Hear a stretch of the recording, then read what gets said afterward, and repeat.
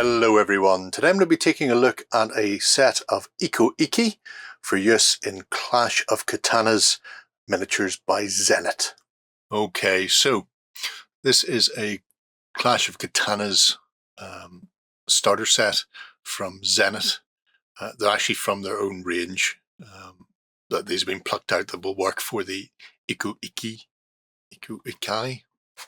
possibly. The box set contains, so you get 2 characters, 6 followers with Teppo, so essentially hand cannons or early guns, 6 peasants with just random weaponry, and then 2 sets of 6 monks, 1 with Teppo and 1 with Naginata. The miniatures themselves, ooh, foamy. So miniatures are metal,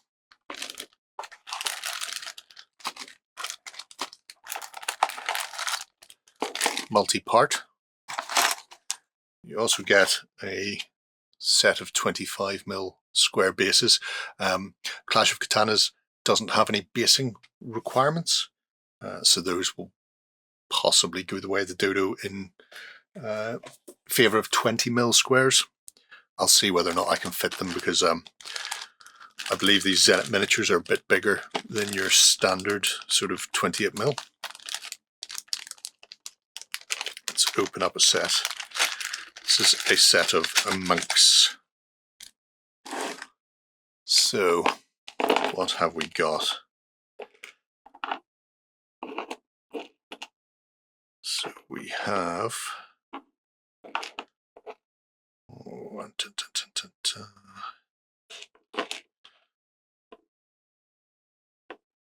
looks like 6 models, 5 different poses, 1 duplicate. They have a bit of flashing, a bit of a seam line on them. Fairly significant bit of flashing there. That'll need to be cleaned up, although it's not particularly thick, so I can just trim that out with a knife very easily. I can't see anything in the way of slippage or pitting, and in fact there's some exquisitely fine details there. We'll take a look at them when they're built, but I can see, for example, a bow over the top of the armour where something has been laced round and just fitted there. Nice level of detail. No build instructions, so there'll be a bit of follow along from the box. And cast weapons. I'm never a fan of cast weapons. It doesn't matter who they are, where they come from, they will always end up being replaced with metal if I get my way. So nice steel or brass. You can see there the idea behind that. Some of these stances are very wide. They may resist going on to a 20mm, but we'll see. We will see. Right, I'm not going to go through every bag, because why would I? It would make much more sense if I go away and build them, and then we can have a look at them in their final form. All right, so I've built some of the Ikko Ikki up. Not everyone, and I'll go into the reason for that shortly. But to begin with, I have here some of the leading monks. So we have one with a samurai sword. We have a Naginata wielding one, also carrying a couple of severed heads of defeated foes, which is a really nice figure. And then this gentleman with the katana at the ready and a hat nearby. Size-wise, I'd always heard that Zenit's Kensi range were a bit bigger than usual. These come in around 30mm to eye level. Now, if I grab a Steel Fist, because this is the only other figure I have, these are actually 32mm. So if he's on the same sort of level, he's much bigger. If he was based on just a flat base, they would be comparatively scaled. So as far as mixing, I think these are actually quite decent sized, not as big as I was previously led to believe. As far as the figures themselves go then, the sculpts are really good.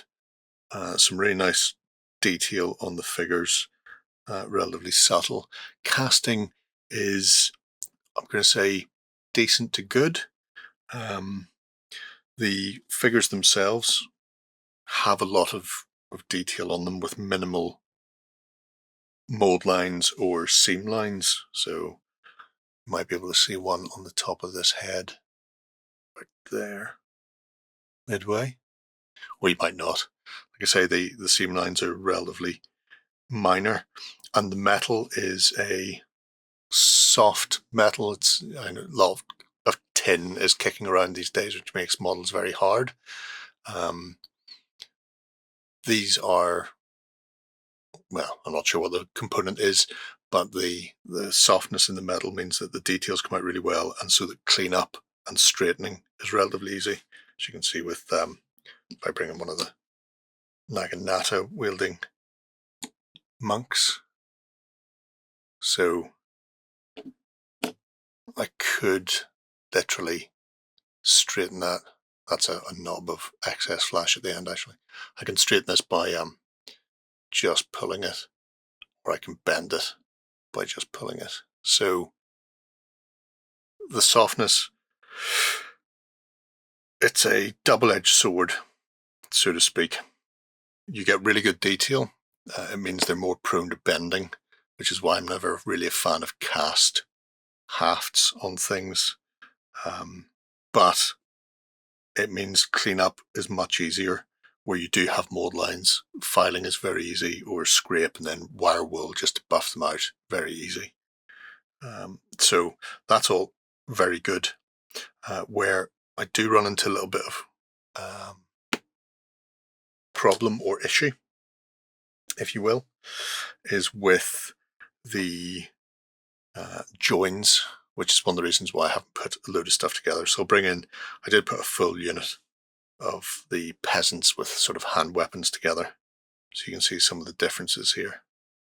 And maybe even pick out, he's got a bamboo spear, for example, so it has the ridges of the bamboo, as does his friend here, which comes out really nicely.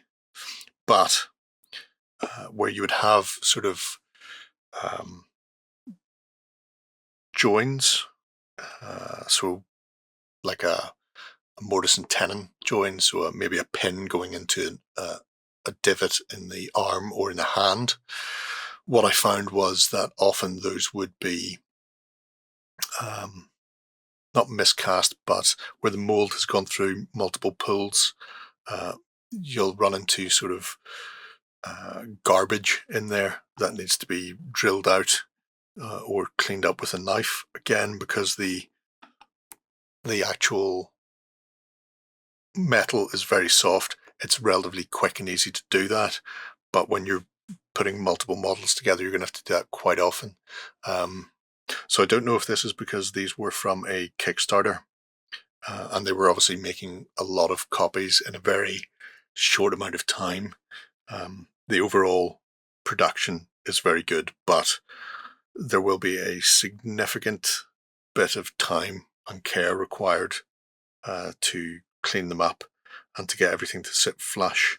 So here's a Tepu wielding monk, for example, and he's only a 3-part model, so sword and then the main body and then this arm.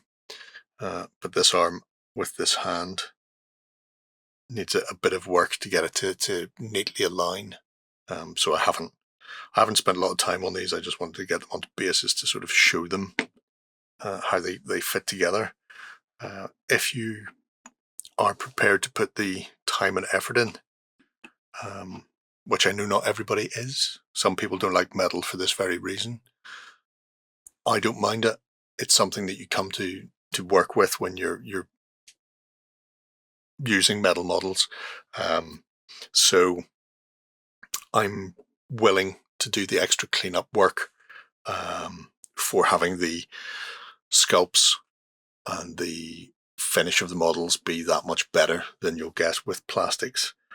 Not everybody is in the same court, so your mileage may vary. They are really, really attractive models and a nice level of detail on them. So for a small scale warband or skirmish game, like Kensi, or in my case, Clash of Katanas, I think these are excellent models. They just require a bit of care and attention to get the best from them before you get them painted up and onto the tabletop.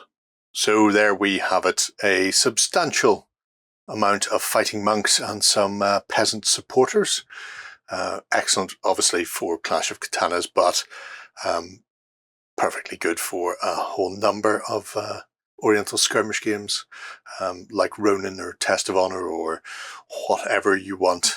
Obviously, Zenit have their own fantasy Japanese themed game as well, which is where they come from. So they are the same figures. They therefore will work for that. Really nice sculpts, nice range, and a really, really good size as well. I know previously I was worried about Zenit being too big. I'd always heard that they were much larger than the average, but these days they're pretty much standard. What people laughingly refer to as 28mm. So let me know what you think below of the Ikko Ikki, and whether or not you'll be picking them up for Clash of Katanas or perhaps something else. I'm going to move on. Bye-bye. Go ahead and check out our other content on screen now. And while you're at it, why not hit subscribe and remember to ding our dong. Go on, you know you want to click it. Go on.